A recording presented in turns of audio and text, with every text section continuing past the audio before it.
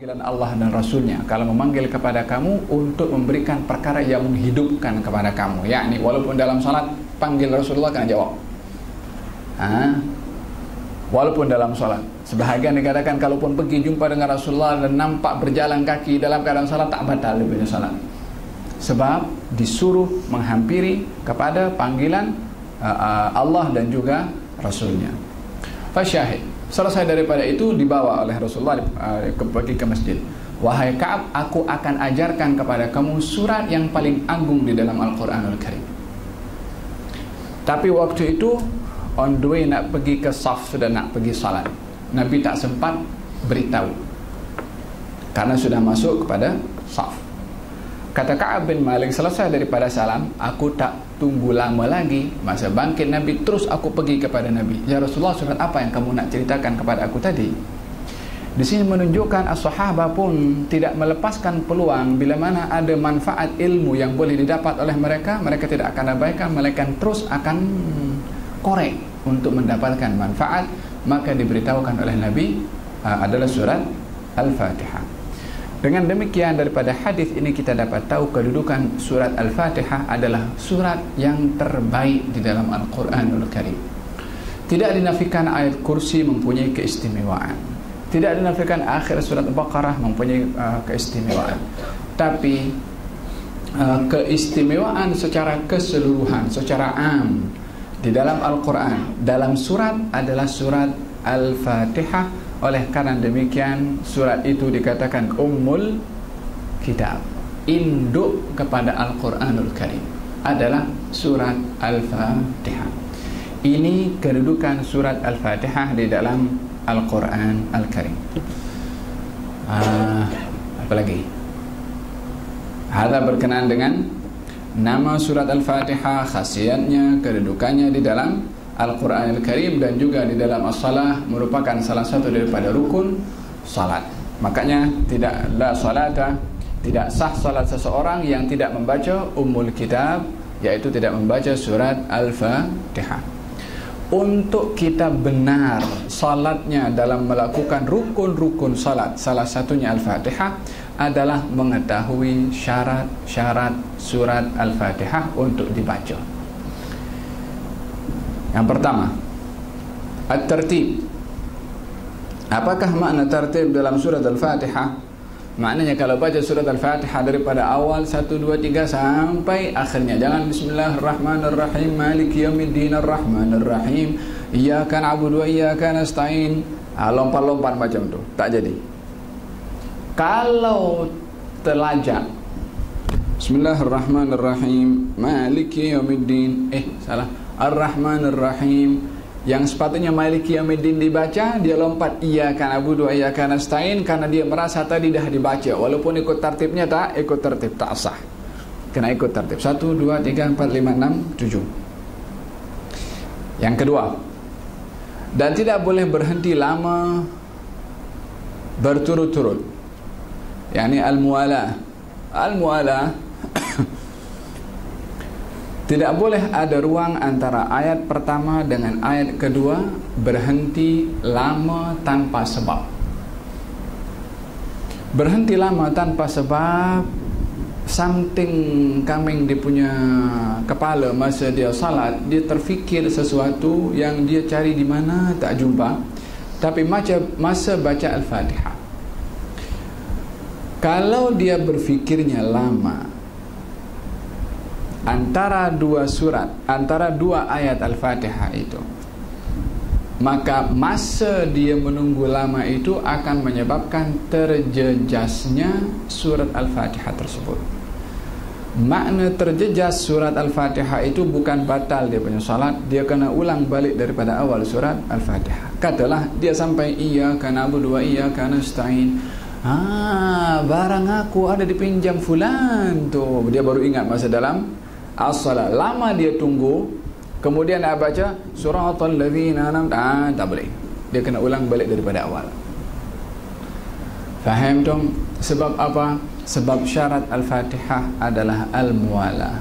Apakah al-muwalah? Membaca surat yang kedua setelah ayat yang sebelumnya, tanpa ada ruang yang memisahkan antara dua ayat tersebut sampai akhirnya. Ini syarat al-muwala dalam membaca Al-Fatihah. Kecuali bila mana diamnya itu diam bersabab. Katalah dia diamnya itu disebabkan oleh kerana nak bersin, atau dia diamnya karena something dia nak bersendawa umpamanya. Ada sebab-sebab yang dia memang tak boleh nak teruskan karena batuk umpamanya. Sebab-sebab yang seperti ini adalah tidak menghalang untuk dia meneruskan ayat yang setelahnya, setelah ayat yang sebelumnya. Tapi diam tidak bersabab, maka ini perkara boleh menjejaskan kepada surat Al-Fatihahnya. Dia kena ulang balik daripada awal. Yang ketiga, al-mura'atu hurufuha. Al-mura'ah li hurufiha, menjaga huruf-hurufnya. Menjaga huruf maksudnya di dalam cara sebutan. Mungkin yang kita nampak perlu untuk berhati-hati di dalam menyebutkan huruf dalam Al-Fatihah, huruf dzal dan juga huruf dad.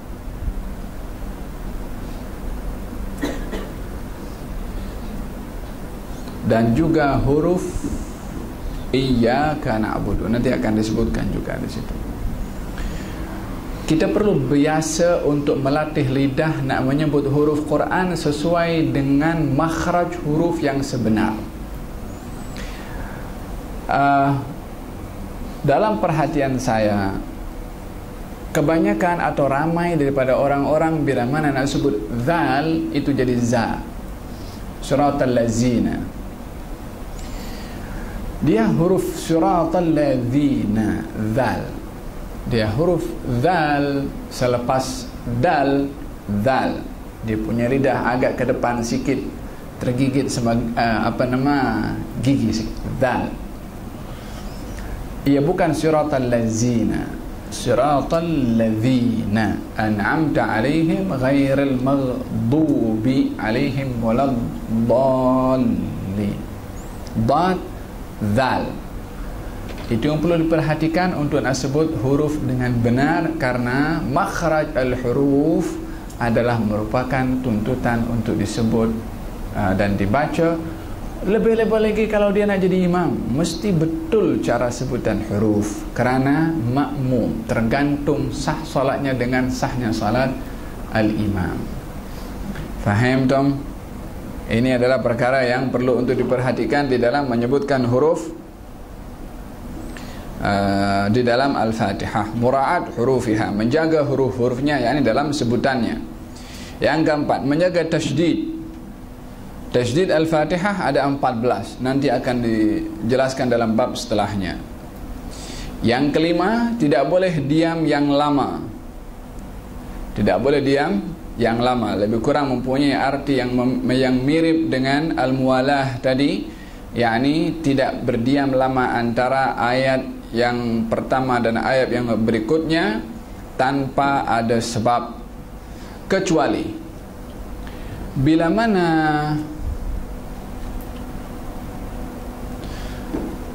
terpisahnya satu ayat dengan ayat yang lain dengan sebab yang munasabah. Contohnya, kita salat, kemudian kita menjadi makmum. Imam selepas membaca Al-Fatihah, kita baca surat. Imam baca surat, kita baca Al-Fatihah sebagai makmum. Masa kita sampai iyyaka na'budu wa iyyaka nasta'in, imam ini baca surat Iqra, yang di situ ada wasjud waqtarib. Imam nak pergi sujud tilawah, kita belum habis membaca Al-Fatihah, imam pergi sujud, kita masih sampai iyyaka na'budu wa iyyaka nasta'in. Apa patut kita buat? Adakah kita habiskan surat dulu lepas itu sujud dengan imam, atau kita sujud dengan imam tanpa menghabiskan Al-Fatihah? Innama ju'ilal imam liyutamma bihi. imam dijadikan imam untuk diikuti. Kalau imam pergi sujud, kita pun pergi sujud bersama dengan imam. Imam bangkit daripada sujud, kalau imam akan baca surat tambahan selepas Iqra yang dibaca tadi, maka kita boleh meneruskan bacaan Al-Fatihah tanpa mengulang daripada awal. Macam mana boleh sementara kita ada jarak yang jauh? Sebab terpisahnya dua ayat itu sebabnya ada kaitan dengan salat. Tapi kalau sebabnya tak ada kaitan dengan salat, maka perkara yang sedemikian adalah tidak diperbolehkan dia meneruskan bacaan ayat kecuali mengulang balik daripada awal. Atau imam baca surat Wat-Tin, Alayhisallahu biahkamil hakimin, kita masih baca iyyaka na'budu wa iyyaka nasta'in. Kita digalakkan untuk membaca apa nama? Bala mana dzalika minasyahidin. Kalau dibaca sebagai menjawab daripada bacaan imam, diperbolehkan walaupun terpisah antara ayat yang dalam Al-Fatihah itu disebabkan adanya sebab yang munasabah, ada kaitan dengan salat. Maka perkara yang sedemikian, diamnya seseorang antara ayat pertama dengan ayat berikutnya bila mana sebabnya termasuk dalam salat adalah perkara yang diperbolehkan untuk baca terus tanpa mengulang daripada awal. Tapi kalau yang terpisah antara ayat pertama dan berikutnya sebabnya tidak ada kaitan dengan salat, seperti dia apa namanya bersin, alhamdulillah, dia tengah baca iyyaka na'budu wa iyyaka nasta'in, alhamdulillah, dia kena ulang balik dia punya Fatihah. Pasal apa? Salatnya memang tak batal dia sebut alhamdulillah. Pasal di dalam salat itu selagi zikir yang dibaca tak batal. Yang batal itu kalau dia jawab yarhamukallah. Macam itu, siapa namanya orang salat jadi imam, makmumnya ada 3 orang. Makmum yang pertama bersin, ajib, makmum sebelah kata yarhamukallah. Makmum yang ketiga cakap, dalam solat tak boleh cakap. Kata imam, kata alhamdulillah saya tak cakap. Habis semua solatnya akan menjadi batal. Idzan hanya sekedar alhamdulillah tidak batal solat. Tapi bila mana diletakkan zikir itu di antara bacaan Al-Fatihah, yang batal itu Fatihahnya. Batalnya Fatihah adalah tidak semestinya membatalkan solat, tapi dia ulang balik bacaan surat Al-Fatihahnya daripada awal. Faham tu kenapa? Sebab zikir alhamdulillah tadi tak ada kaitan dengan salat, kerana dia ada diucapkan setelah bersin. Taib, yang kelima, tidak boleh diam yang lama. Yang keenam, tidak boleh diam sebentar dengan maksud memutuskan Fatihahnya. Lama tak boleh tanpa sebab, sedikit pun tak boleh dengan sebab. Kalau ada niat nak putuskan bacaan Al-Fatihah, dia ragu-ragu, tadi surat ayat yang kedua aku baca atau tidak, nak putuskan. Kalau niat nak putuskan, dia kena ulang balik Fatihah daripada awal lagi, walaupun tidak batal salatnya, tapi kena ulang daripada awal disebabkan oleh kerana berniat untuk nak memutuskan bacaan Al-Fatihahnya yang dia sudah sampai pertengahan. Yang ketujuh, dan membaca seluruh daripada ayat-ayat yang sebahagiannya adalah basmalah. Menjadi perbincangan panjang lebar berkenaan dengan madhab Imam Syafi'i dan madhab-madhab yang lain berkenaan dengan Bismillahirrahmanirrahim. Adakah ayat kepada Al-Fatihah atau tidak? Adakah ayat pada setiap surat atau tidak? Ini ahli fiqh banyak berbincang berkenaan dengan masalah Bismillahirrahmanirrahim.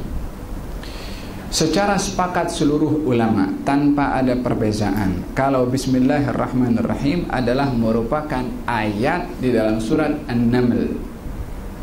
Dalam surat Sulaiman itu innahu min Sulaiman wa innahu bismillahirrahmanirrahim. Kesepakatan ulama semua yang tertera di tengah-tengah surat An-Naml itu adalah ayat Al-Quran Al-Karim. Yang berbeza pandangan ulama, adakah bismillahirrahmanirrahim ayat pada setiap surat atau pembuka kepada setiap surat? Yani adakah setiap surat yang baru dimula dengan bismillahirrahmanirrahim itu bismillah ayat kepada surat itu atau pembuka kepada surat itu? Kalau akan dikira sebagai ayat kepada surat, maknanya setiap surat akan dimulai dengan bismillahirrahmanirrahim sebagai ayat yang pertama, termasuk surat Al-Baqarah, surat Ali Imran, surat An-Nisa dan seterusnya. Ramai pandangan ulama yang melihat kalau bismillahirrahmanirrahim itu adalah pembuka kepada setiap surat kecuali At-Taubah. Ramai ulama tafsir berpandangan kalau bismillahirrahmanirrahim itu pembuka kepada setiap surat kecuali surat At-Taubah. Artinya bukan ayat pada setiap surat. Ya, faham perbezaan pembuka kepada surat dengan ayat kepada surat. Kalau ayat kepada surat, maknanya dia satu ayat pertama pada setiap surat. Tapi kalau pembuka, bukan bahagian daripada surat itu, hanya surat itu dibuka dengan bismillahirrahmanirrahim. Ulama tafsir berpandangan kalau bismillahirrahmanirrahim pembuka kepada setiap surat, bukan satu ayat pada setiap surat. Dalam mazhab Imam Syafi'i mengatakan bacaan atau ayat bismillahirrahmanirrahim pembuka kepada setiap surat kecuali Al-Fatihah, dia adalah ayat pertama dalam surat tersebut. Mazhab Imam Syafi'i berpandangan bismillahirrahmanirrahim itu adalah pembuka kepada setiap surat, artinya bukan ayat pertama pada setiap surat kecuali pada Al-Fatihah sahaja. Oleh karena yang demikian, Imam Syafi'i mewajibkan untuk membaca surat Al-Fatihah termasuk bismillahirrahmanirrahim. Apa dalilnya? Lalu bagaimanakah kita nak memahami hadis Nabi dalam Sahihul Bukhari dan juga Muslim, di mana di situ dikatakan kalau Nabi ketika salat memulai dengan alhamdulillahi rabbil alamin. Memang dalam hadis Sahih Bukhari dikatakan bahwasanya Nabi salat memulai salatnya dengan alhamdulillahi rabbil alamin. Dengan demikian difahami kalau Al-Fatihah itu ayat pertamanya adalah alhamdulillahi rabbil alamin, yang kalau tak baca bismillahirrahmanirrahim maka ianya tidak menyalahi daripada rukun salat bacaan Al-Fatihah. Kita jawab tidak. Dalam Al-Fatihah mesti bismillahirrahmanirrahim. Ente ya Syafi'i, ya pengikut Syafi'i, wahai orang di Malaysia sini yang bermadhabkan kepada Syafi'i, apa dalilnya nak baca bismillahirrahmanirrahim sementara dalam hadis Sahih Bukhari jelas diberitahu Nabi salat baca alhamdulillahirabbil alamin. Kenapa kamu berpandangan tidak sah salat seseorang kalau tak baca bismillahirrahmanirrahim? Sementara dalil jelas Nabi mengatakan Nabi salat itu dengan memulai dengan alhamdulillahirabbil alamin, tak baca bismillah. Tunggu dulu. Di dalam hadis itu tidak dikatakan Nabi tak baca bismillah, tapi Nabi memulai dengan alhamdulillahirabbil alamin. Ada pelbagai penafsiran yang oleh ulama Syafi'i, dalil utama yang digunakan oleh mereka. Yang pertama, di dalam memahami hadis tadi, apa maksud Nabi salat memulai bacaan dengan alhamdulillahirabbil alamin? Maksudnya adalah Nabi memulai dengan bacaan Alhamdulillahirrabbilalamin bukan sebagai permulaan surat Al-Fatihah, tidak, tetapi mengisyaratkan kepada nama surat Al-Fatihah itu adalah surat Alhamdulillahirrabbilalamin. Jadi Nabi memulakan solat dengan Alhamdulillahirrabbilalamin, yakni dengan surat yang namanya surat Alhamdulillahirrabbilalamin, tapi bukan memulai ayatnya dengan Alhamdulillahirrabbilalamin. Sama dengan dikatakan Nabi mulakan solat dengan dengan Al-Fatihah atau dengan Asy-Syafiyah. Nama kepada surat itu salah satunya adalah Alhamdulillahirrabbilalamin. Itu dalil yang pertama. Dalil yang kedua dikuatkan dengan nas juga, di mana dikatakan dalam Sunan Al-Imam At-Tabarani, kalau Nabi ketika membaca Al-Fatihah menyebutkan Bismillahirrahmanirrahim, maka menggabungkan antara dua hadis yang kita dalam disiplin ilmu mustalahul hadis, bila mana kita menjumpai dua hadis yang zahirnya itu adalah ada kontra, maka kita mengambil langkah-langkah antisipasi. Macam mana nak menyesuaikan antara hadis ini dengan hadis ini yang bertelangga satu dengan yang lain. Seperti mana kita menghadapi di dalam Al-Quranul Karim ayat yang berbeza baris, yang dalam beza baris menyebabkan beza hukum. Kita dalam ayat Al-Quranul Karim dalam masalah wudu, ya kan? Apa dalam ayat itu? Wamsahu biru'usikum wa arjulakum. Usaplah kepala kamu dan kaki kamu. Itu saya nak explain dalam ilmu nahwu, yang ahli dalam bahasa Arab saja boleh paham nanti. Dia wa arjula dengan wa arjuli. Kalau wa arjula itu kakinya dibasuh, kalau wa arjuli kakinya diusap.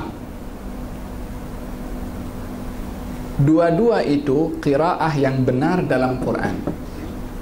Wa arjulakum dengan wa arjulikum, baris atas dengan baris bawah. Dua-dua qiraah sahihah. Hanya hukumnya akan berbeza. Kalau dibaca wa arjula, kakinya dibasuh. Kalau dibaca wa arjuli, kakinya diusap. Sementara wudu itu kaki tak boleh untuk diusap, kaki mesti dibasuh. Nabi bersabda, wailul lil aqabi minan nar, celaka kepada orang yang dia ketika membasuh kakinya tidak kena kepada al-aqab, dia punya tumit. Kalau tak kena kepada tumit, maknanya dia tidak basuh, dia usap. Lalu macam mana? Perbezaan baris, perbezaan hukum. Di sini ulama mencantumkan, yakni usaha untuk nak memahami ayat dengan hukum yang benar. Satu, kalau dibaca wa arjula, dibasuh, itu kalau kakinya tak berkasut. Tapi kalau berkasut, yakni pakai khuf. Tahu khuf itu kasut yang daripada kulit yang lembut, kalau musim sejuk dipakai oleh orang Arab itu. Kalau pakai itu, maka boleh untuk mengusap, tak perlu untuk dibasuh. Kalau dibasuh tak berkasut, kalau diusap bila mana berkasut. Dua hukum yang berbeza dalam dua keadaan. Idzan menghadapi hadis-hadis yang kontra zahirnya dalam disiplin ilmu hadis, yang pertama adalah usaha untuk mencantumkan macam mana nak menggabungkan antara dua hadis yang zahirnya kontradiksi. Yang pertama adalah dengan takwil khas dan am. atau dua keadaan yang berbeza.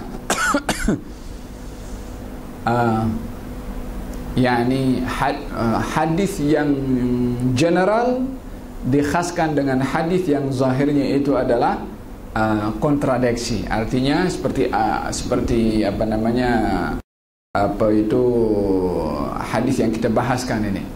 Nabi mula dengan Alhamdulillah Rabbil Alamin. Apa maknanya Alhamdulillah Rabbil Alamin? Yakni maknanya dikhaskan. Makna Alhamdulillah Rabbil Alamin, nama surat Al-Fatihah juga Alhamdulillahi Rabbil Alamin. Tapi Nabi baca Bismillah. Apa dalilnya? Yaitu hadis yang diriwayatkan dalam Sunan Imam Tabarani, kalau baginda Rasulullah SAW membaca Al-Fatihah dan memulakan dengan Bismillahirrahmanirrahim. Ini hujjah Imam Syafi'i. Hujjah-hujjah daripada a'immah yang lainnya adalah mengatakan ya, tetap baca Bismillahirrahmanirrahim tapi perlahan, bukan dikeraskan. Sebab mereka memahami bahwasanya Nabi membaca keras itu Alhamdulillahirabbil alamin.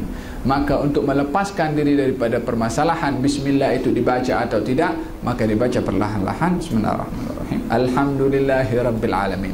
Dikeraskan suaranya sebab memahami maksud Alhamdulillahirabbil alamin dalam hadis Sahihul Bukhari itu adalah Nabi memulakannya dengan kalimat Alhamdulillahirabbil alamin, tidak seperti difahami oleh mazhab Imam Syafi'i yang itu adalah merupakan nama kepada surat. Faham dong? So ini lebih kurang apa namanya yang menjadi perbezaan antara ulama berkenaan dengan ucapan Bismillahirrahmanirrahim. Yang ke-8, tidak boleh salah atau tidak tepat yang dapat merosak arti Al-Fatihah. Yakni kalau nak sebut huruf dalam Al-Fatihah itu tak tepat, jangan sampai ketidaktepatan sebutan huruf mengubah arti. Yani kalau orang nak sebut an'amta, kalau dibaca an'amtu, ini rubah arti. Suratal ladzina an'amta, jalan yang engkau, jalan orang-orang yang engkau beri nikmat. Tapi kalau suratal ladzina an'amtu, jalan orang-orang yang aku bagi nikmat. Allah bagi nikmat, bukan kita bagi nikmat.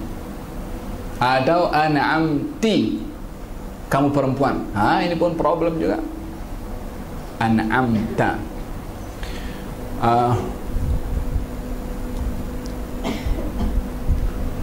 Sebutan yang masih apa namanya tidak menyalahi, kalaupun tidak tepat tapi tidak menyalahi. Seperti suratal ladzina an'amta, nak sebut ain itu tak begitu tepat betul, masih okey. Tapi bila mana dia apa namanya an'amtu wala an'amti, maka jadi problem. Faham dong? Sebutan yang mengubah arti boleh menjejaskan kepada sahnya bacaan Al-Fatihah. Yang ke-9, Fatihah dibaca ketika berdiri pada solat fardu. Yani tak boleh dibaca dalam keadaan dia tidak berdiri. Macam mana? Makmum yang tergesa-gesa, dia nak kejar imam sedang berada dalam keadaan rukuk. Suratal ladzina an'amta 'alaihim ghairil maghdubi 'alaihim waladdallin. Waladdallin dia pergi rukuk. Sebut waladdallin bersamaan dengan gerakan dia menuju rukuk, walaupun dia tidak amin. Jadi kalimat dhalinnya itu dibaca dalam keadaan dia bergerak, tidak dalam keadaan berdiri. Ini pun problem juga. Oleh sebab itu tidak perlu tergesa-gesa di dalam salat. Imam bukan dikejar, imam diikuti saja. Kalau tak sempat nak baca Al-Fatihah, tinggalkan bacaan Al-Fatihah dan tengok status kita, masbuk atau muwafiq. Kalau masbuk, imam akan tanggung bacaan Al-Fatihahnya. Tapi yang tidak diperbolehkan, kita laju baca Al-Fatihah, nak kejar imam sehingga penghujung daripada bacaan Fatihah itu tidak lagi dibaca dalam keadaan berdiri, tapi dibaca dalam keadaan kita bergerak menuju kepada rukuk. Maka ini akan menjejaskan bacaan Al-Fatihahnya, yang pada akhirnya akan menjejaskan kepada rukun salatnya. Yang ke-10, harus memperdengarkan. Ini harus, kalau dalam bahasa Indonesia maknanya mesti, bukan boleh. Kalau dalam bahasa kita boleh, harus. Ini harus maknanya mesti memperdengarkan bacaan Al-Fatihah kepada dirinya sendiri dan tidak dipisah dengan zikir yang lain. Yani tidak boleh baca surat Al-Fatihah di dalam hati. Tidak boleh membaca surat Al-Fatihah tanpa menggerakkan mulut ini. Sebab baginda Rasulullah sallallahu alaihi wasallam kalau salat, kata as-sahabah, kami melihat bacaan Rasulullah daripada gerakan janggutnya. Jadi kalau salat sahabat di belakang Nabi, di penjanggut Nabi itu agak panjang ke bawah macam ni. Dia kalau baca janggutnya bergerak. Janggut itu akan bergerak dengan gerakan mulut. Tapi kalau mulut tak bergerak, janggut tak akan bergerak. Artinya as-sahabah melihat janggut Nabi bergerak, maknanya Nabi ketika membaca itu adalah menggerakkan mulutnya. Oleh karena demikian, untuk memastikan akan gerakan mulut ketika membaca Al-Fatihah, hendaklah seseorang itu memperdengarkan suaranya sendiri ketika membaca surat Al-Fatihah di dalam salat, yang kalau dia boleh baca dengan suara itu, boleh dengar dalam suasana hening, sudah memadai. Tak mesti dia menyesuaikan dengan suasana di mana dia salat. Tak. Kita kalau salat di kawasan yang bising, orang buat kerja sini umpamanya, kita tak boleh dengar, kita kasih kuat balik untuk kita dengar, kita punya telinga ini jadi akan mengganggu kepada kita punya jiran yang salat di sebelah kita. Berapa ramai kadang-kadang orang komplain yang salat baca Al-Fatihah dikuatkan sampai mengganggu kepada jirannya. Walaupun dia tak boleh dengar karena suasana bising, kalau dianggapkan suasana hening dia boleh dengar, sudah memadai. Tak perlu dia memperdengarkan di setiap keadaan dengan menyesuaikan dengan keadaan tersebut. Ya, ini sederhana saja. Tak perlu sampai jiran jangan sampai dengar pun juga, karena akan terganggu. Wallahu ta'ala a'lam. Gerak.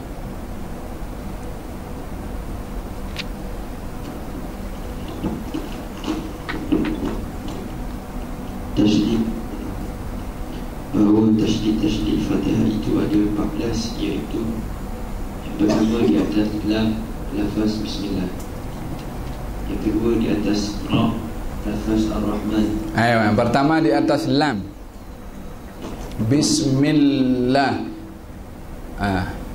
Yang kedua di atas ra, ar-Rahman, bismillahirrahman. Tak boleh baca bismillahirrahmanirrahim. Bismillahirrahmanirrahim. Baik.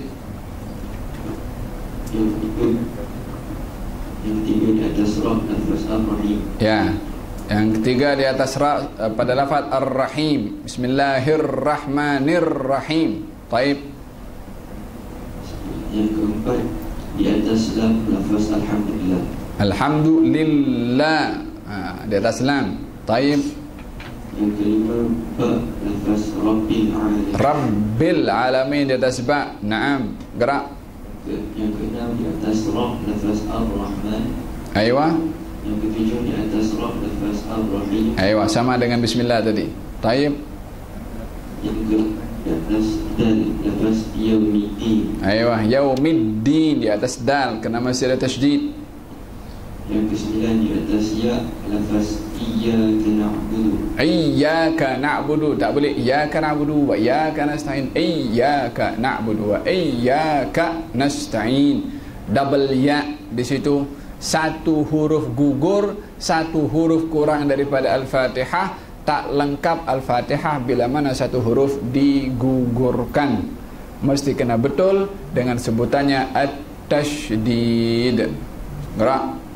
Yang ke-10 di atas ya, atas iyyaka. Ya, iyyaka na'budu wa iyyaka nasta'in. Gerak. Yang ke-11 di atas sad, as-sirat. Ya. Yang ke-12 di atas lafaz sirat ladina. Yang ke-13 di atas dhad dan lam, lafaz ad-dallin. Walad dallin. Dad ada tasydid, lam ada tasydid. Tak boleh dibaca waladdallin. Tasydidnya ada, satu huruf alifnya gugur, pun sama juga, waladdallin. Alifnya dibaca, lam bertasydid pun juga dibaca. Kalau dibaca waladdallin, alifnya gugur. Kalau waladdallin, huruf tasydid pada dad gugur. Kedua-duanya salah. Waladdallin. Mesti baru itu apa namanya, tasydid pada dad ada, lam ada, alif mad pada setelah huruf dad pun juga ada. Ringkasnya ada berapa sumber tasydid dalam Al-Fatihah? Ada 14. Diperhatikan masing-masing daripada tasydid Al-Fatihah itu agar supaya kita punya salat akan menjadi benar pada rukun Al-Fatihah. Wallahu ta'ala a'lam. Al-Fatihah bahagian daripada rukun qauli. Rukun salat ada terbagi menjadi berapa bahagian? Ada 4 rukun. Yang pertama rukun qauli, rukun perkataan. Apa saja rukun perkataan? Takbiratul ihram, Allahu akbar, dengan Al-Fatihah. Yang ketiga tahiyat akhir. Yang keempat Assalam. Itu rukun qauli. Jenis rukun yang kedua rukun fi'li. Berdiri, rukun perbuatan. Berdiri, kemudian ruku', kemudian i'tidal, kemudian sujud, kemudian duduk di antara dua sujud, kemudian duduk pada tahiyat akhir. Itu rukun fi'li. Ada 6 tadi. Faham dong? Kemudian rukun yang ketiga, jenis rukun yang ketiga adalah rukun ma'nawi. Rukun ma'nawi satu saja, tapi satu itu bertempat di beberapa tempat. Apakah rukun ma'nawi? At-tuma'ninah. Apakah tumaninah? Berdiam sesaat di dalam rukun-rukun salat perbuatan. Dalam rukun perbuatan ada apa saja? Pada i'tidal mesti ada tumaninah. Pada sujud ada tumaninah. Pada ruku' ada tumaninah. Dan duduk di antara dua sujud ada tumaninah. Faham dong? Ini at-tumaninah rukun ma'nawi. Kemudian rukun yang terakhir adalah rukun qalbi. Rukun qalbi adalah an-niyah. Niat di dalam salat. Ada berapa semua? Rukun perkataan tadi berapa? Ada 5 perkataan. Satu tambahan lagi, salawat kepada Nabi pada tahiyat akhir. Jadi rukun qauli, rukun perkataan takbiratul ihram, Al-Fatihah, tahiyat dan salawat kepada Nabi dan salam. Ada 5. Rukun fi'li ada 6. Berapa? 11. Rukun ma'nawi tadi ada 5, 16. Kemudian rukun qalbi ada 1, yaitu niat. Maka semuanya ada 17 rukun di dalam salat. Faham dong? Ini kena mesti kita tahu supaya kita punya salat jadi sah. Didetailkan demikian oleh al-fuqaha supaya orang itu perhatian kepada salatnya dengan memenuhi rukun-rukunnya. Dia banyak permasalahan dalam salat yang perlu diperhatikan. Selain daripada bacaan dan lain sebagainya, something yang terjadi, lupa dalam rakaat, lupa dalam bacaan. Adakah semua bacaan yang kita lupa perlu sujud sahwi atau tidak? Terkadang orang lupa baca tasbih rukuk, aku tak baca tasbih rukuk lah, kita sujud sahwi. Sujud sahwi bukan pada tempatnya. Orang itu perlu sujud sahwi untuk sujud sahwi yang bukan pada tempatnya.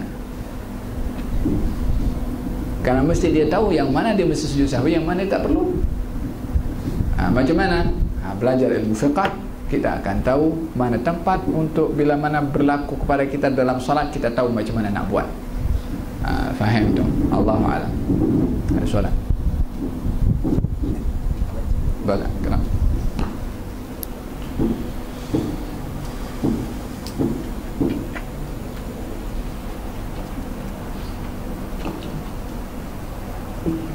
Assalamualaikum.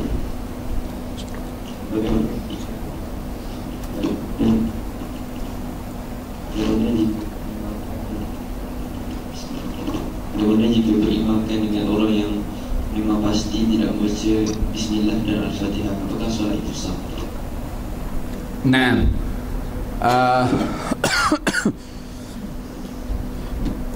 bila mana kita berada di satu kawasan yang memang kita berpegang kepada mazhab al-Imam Asy-Syafi'i, maka hendaklah yang menjadi imam itu adalah daripada mazhab yang yang as-sa'id, maknanya mazhab yang memang diguna pakai di tempat tersebut. Maka hendaklah yang menjadi imam itu berpegang kepada mazhab yang ditetapkan oleh pihak kerajaan, di mana kerajaan itu berpegang kepada mazhab tertentu. Ini adalah satu kemestian. Artinya bila mana di satu negara, di satu tempat berpegang kepada mazhab Syafi'i, maka hendaklah yang menjadi imam di situ adalah orang yang berpegang kepada mazhab Syafi'i untuk mengelak daripada kekeliruan kepada orang ramai. Dan memang tempat itu adalah tempat yang pegangannya adalah mazhab Syafi'i. Orang yang tidak berpegang kepada mazhab Syafi'i, sementara majoriti orang yang solat di situ dan mazhab yang memang diguna pakai adalah Syafi'i, adalah hendaklah menghormati kepada mazhab tempatan. Sama juga sebaliknya.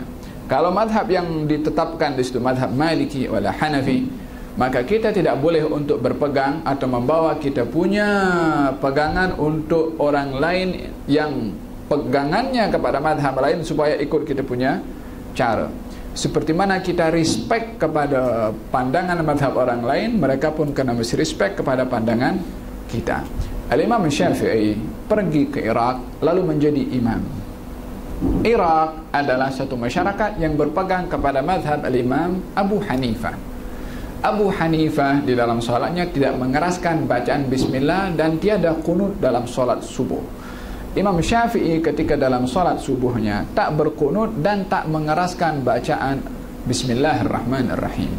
Setelah selesai daripada solat ditanya, kata Imam Syafi'i mengatakan, ditanya, adakah kamu berubah fatwa ijtihad kamu? Kata Imam Syafi'i, tidak, tetap saya mengatakan sunnah baca qunut, wajib membaca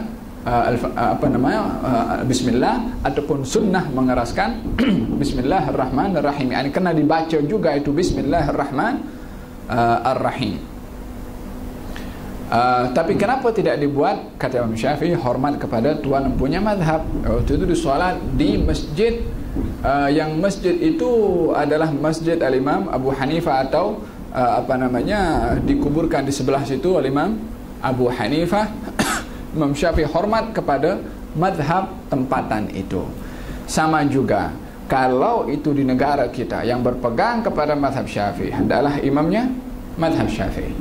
Kalau kita berada di tempat lain, di Mekah ke, di Mesir ke, atau di mana tempat yang pegangannya mazhab selain daripada Syafi'i, kita ikut dengan dengan mereka dan tidak mengubah kepada apa yang menjadi pegangan kepada mazhab di sana. Itu yang paling selamat untuk kita menjaga kebersamaan di dalam solat berjamaah yang menentukan kesatuan hati antara orang-orang yang beriman kepada Allah Subhanahu wa taala.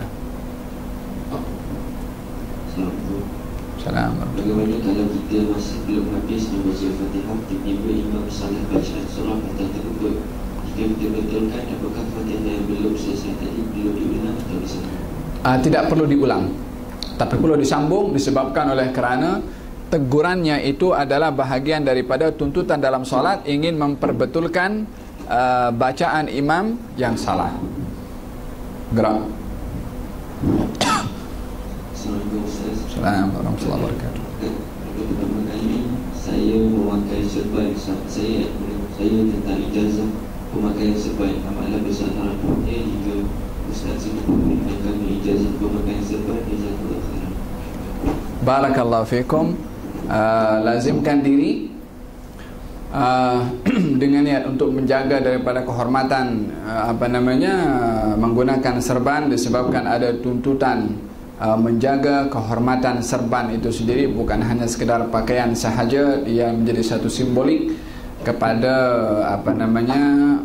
istiqamah dan kebaikan, wara, kesolehan seseorang. Dan Nabi SAW pernah memakaikan beberapa sahabat kain serban. Untuk sementara lazimkan dulu memakai mengikut keupayaannya dan menjaga kehormatan pemakaian serban. Assalamualaikum.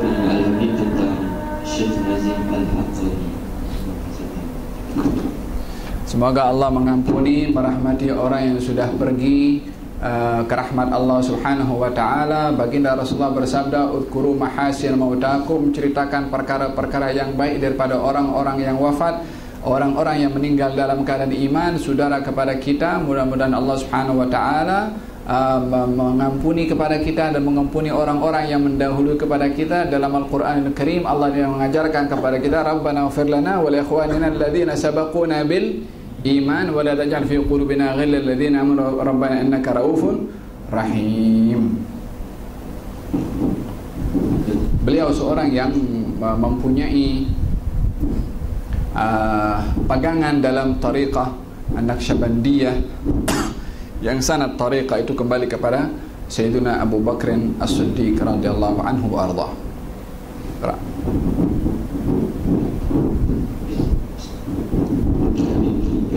Sedikit komentar tentang Ustaz Zamihan yang membuat Ustaz Kadim Al-Qayyim. La ilaha illallah.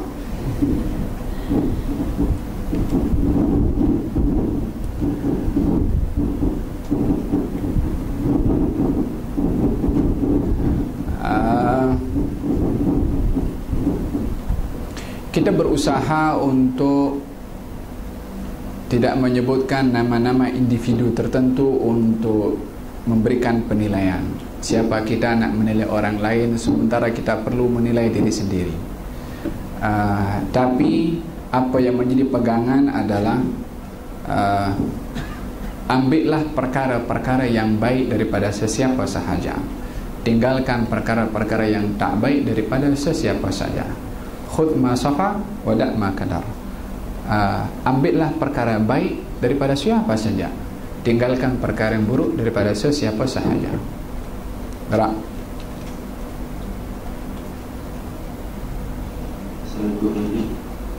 Kita membaca surah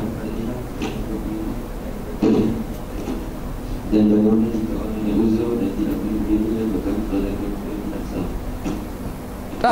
kalau tak boleh baca Fatihah dalam keadaan berdiri karena uzur, boleh duduk. Kalau tak boleh duduk, boleh berbaring. Seperti mana Nabi bersabda, salatlah berdiri kalau tak mampu duduk, kalau tak mampu berbaring. Bacaan Al-Fatihahnya tetap sah.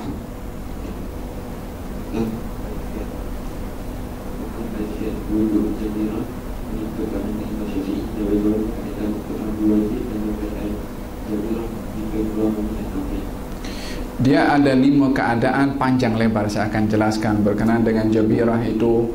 Allahumma salli ala sayyidina Muhammad. Jabirahnya itu besar ke kecil, ke masa pakai dalam keadaan suci, ke dalam keadaan hadas, ke ada 5 keadaan. Saya akan jelaskan 1 jam lagi, saya kena tambah. Tapi saya ingat tak tahu dah lepas ke bab tu atau belum itu. Tapi insyaAllah ingatkan di masa akan datang saya akan bahaskan insyaAllah. Lagi adakah sah solat berimamkan yang berpegang pada Allah bagi atas ini? Adakah sah solat berimamkan imam yang berikatkan yang Allah yang bertempat di atas ini? Kata baginda Rasulullah, salatlah kamu di belakang orang yang baik atau orang yang fajir, walaupun imamnya orang yang tak baik. Selagi la ilaha illallah Muhammadur Rasulullah, kata Nabi, salatlah kamu di belakang orang yang baik dan orang yang tak baik. Artinya salat tetap sah di belakang siapa saja, yang penting dia la ilaha illallah Muhammad Rasulullah. Gerak. Bila mana ada imam yang beretikad yang lebih bersih akan lebih baiklah tentunya, tapi sah dan tidaknya tetap sah. Bagaimana untuk melahirkan khusyuk dalam salat? Ya, Bagaimana untuk melahirkan khusyuk dalam salat? yang pertama, kita kena settlekan perkara yang menyibukkan kita sebelum salat. Ada assignment ke, ada apa, kena letakkan tepi dulu. Yang kedua, mulakan dengan kita berta'awudz kepada Allah dan membaca qul a'udzu daripada untuk diganggu. Yang ketiga adalah berusaha at-takalluf, yakni berusaha memaksa kepada hati ini untuk hadir, yakni dipaksa. Dia tidak akan datang macam itu saja. Kita mesti ada langkah memaksa untuk khusyuk. Langkah itu yang akan memulakan atau start untuk kita boleh khusyuk pada setiap gerakan itu. Yang ketiga, keempat kah? Yang keempat, apa yang kita baca oleh di mulut ini diikuti oleh hati. Artinya hati sedar dan tahu apa yang dibaca oleh mulut, apa yang dilakukan oleh tubuh badan dalam pergerakannya, daripada berdiri pergi rukuk, daripada rukuk pergi i'tidal. Orang kadang baca Al-Fatihah, kalau pikirannya pergi assignment ke, atau pergi library ke, atau pergi nak mana tempat ke, tapi oleh kerana mulut ni dah terbiasa dengan bacaan Fatihah, dia boleh baca terus walaupun pikiran pergi tempat lain. Ujung-ujung waladhdallin amin, baru dia sedar dia amin dah. Tadi apa dibaca dia tak tahu. Pasal apa? Lidah ni dah terbiasa. Artinya ada tu gap antara hati dengan lidah dalam baca. Hati pergi tempat lain, lidah baca.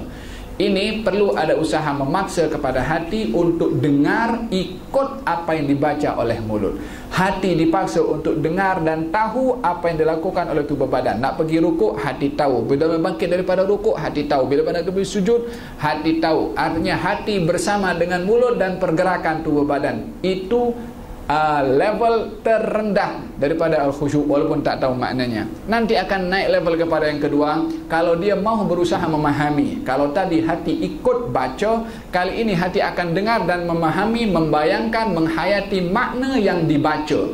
Tapi dengan syarat dia kena mesti tahu apa itu Bismillahirrahmanirrahim, apa itu Ar-Rahmanir-Rahim, dan seterusnya. Hati akan mendengar, tidak lagi ikut bersama dengan lidah. Tapi untuk langkah pertama, biarkan hati ikut bersama dengan mulut ketika membaca, dan gerakan tubuh badan ketika berpindah daripada satu keadaan kepada keadaan yang lain. Ingat, dan yang kelima adalah ingatlah bahawa solat kita tidak diterima oleh Allah kecuali sekadar di mana kita khusyuk. Kalau khusyuk dalam rukuk, maka yang diterima rukuk saja. Kalau khusyuk dalam i'tidal dan rukuk, maka yang diterima rukuk dan i'tidal saja. Ingat, kalau kita tidak khusyuk, tidak ada kualiti kepada solat tersebut, maka kita akan semakin termotivasi untuk khusyuk di dalam solat, karena kita tentunya tidak mahu solat kita sia-sia. Maka dengan demikian kita akan mendapatkan minimum daripada darjat al-khusyuk. Habis. Tafadhal. Last.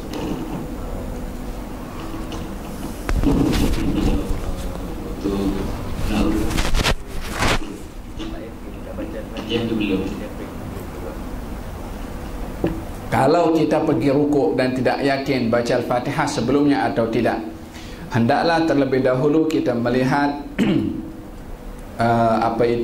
dua kondisi. Yang pertama, adakah kita salat berjamaah atau tidak. Yang kedua, kita memastikan keyakinan kita pada bacaan surat Al-Fatihah, yakin atau tidak. Kalau kita berada dalam keadaan solat berjamaah dan kita pergi ke rukuk bersama dengan imam tanpa kita membaca Al-Fatihah, kalau kita dah rukuk dengan imam, kita ikut dengan imam sampai imam selesai salam, kita kena tambah satu rakaat lagi, karena rakaat yang pertama dengan imam itu tak dikira satu rakaat karena kita meninggalkan rukun salat itu Al-Fatihah. Tapi kalau kita salat bersendirian dan kita lupa baca Al-Fatihah, dan kita yakin lupa baca Al-Fatihah, dan kita pergi ke rukuk, kita kena patah balik berdiri untuk membaca Al-Fatihah, dan kita rukuk untuk kali yang kedua, karena rukuk yang pertama itu tak dikira sebagai rukuk, karena syarat atau rukun salat itu tartib. Apakah tartib? Adalah tak boleh mendahului rukun yang berikutnya sebelum rukun yang sebelumnya. Rukuk tak boleh dilakukan kecuali setelah bacaan Al-Fatihah. Al-Fatihah tak boleh dibaca kecuali setelah takbiratul ihram. Tak boleh baca Fatihah, lepas tu takbiratul ihram, lepas tu nak pergi i'tidal, baru pergi rukuk. Jadi rojak nanti punya salat. Dengan tertib dulu, keadaannya tengok sejauh mana. Kalau confirm dia tinggalkan Al-Fatihah tu, dia salat sendiri, kena patah balik. Baca Al-Fatihah dan rukuk seperti biasa. Rukuk yang pertama tak dikira. Kalau dia menjadi makmum dan rukuk bersama dengan imam, maka dia kena teruskan, dia kena tambah 1 rakaat setelah salamnya al-imam. Allahumma hdina bihudak wa jalna mimman yusari'u fi ridhak wa la tuwallina waliyan siwak. Allahumma faqihna fid din wa 'allimna at-ta'wil. Allahumma inna na'udzubika min ilmin la yanfa' min qalbin la yakhsha' min nafsin la tashba' wa min da'watin la yustajabu laha. وصلى الله على سيدنا محمد وعلى اله وصحبه وسلم الحمد لله رب العالمين تقبل الله منكم.